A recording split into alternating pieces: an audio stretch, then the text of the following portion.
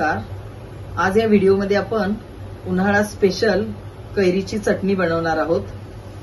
2 कैऱ्या त्यामधील कोय काढून टाकून मी बारीक चिरून घेतलेले आहेत।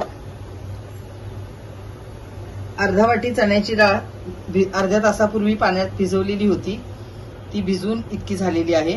ती कमी जास्त झाली तरी चालते। चण्याच्या डाळीमुळे कैरीमधील आंबटपणा कमी होतो।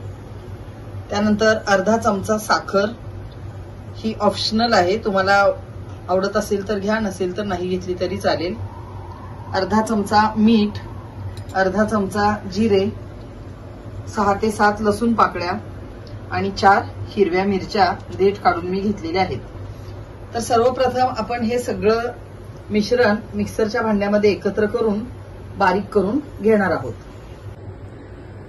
अशा तऱ्हेने आपण हे सगळं एकत्र बारीक मिक्सरला करून घेतलेलं आहे। तर आंबट, गोड, तिखट अशी ही कैरीची चटणी आपण बनवूया। हे सगळं मी या भांड्यामध्ये काढून घेते। तर आपण चटणीसाठी फोडणी तयार करून घेऊया।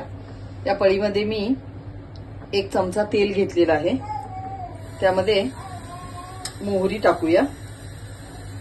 1 छोटा चमचा मोहरी तळतळ उडल्यानंतर जिरे आणि गॅस बंद करून घ्यायचा आहे। आणि गॅस बंद झाल्यानंतर त्यामध्ये आपण कढीपत्ता टाकणार आहोत।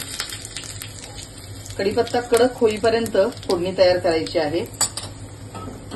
आता ही फोडणी आपण या चटणीवरती ओतणार आहोत।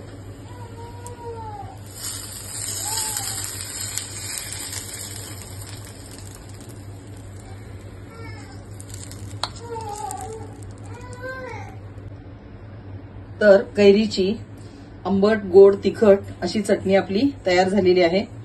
या पद्धतीने तुम्ही चटणी करून पहा आणि रेसिपी कशी वाटली ते कमेंट बॉक्समध्ये कळवायला विसरू नका। धन्यवाद।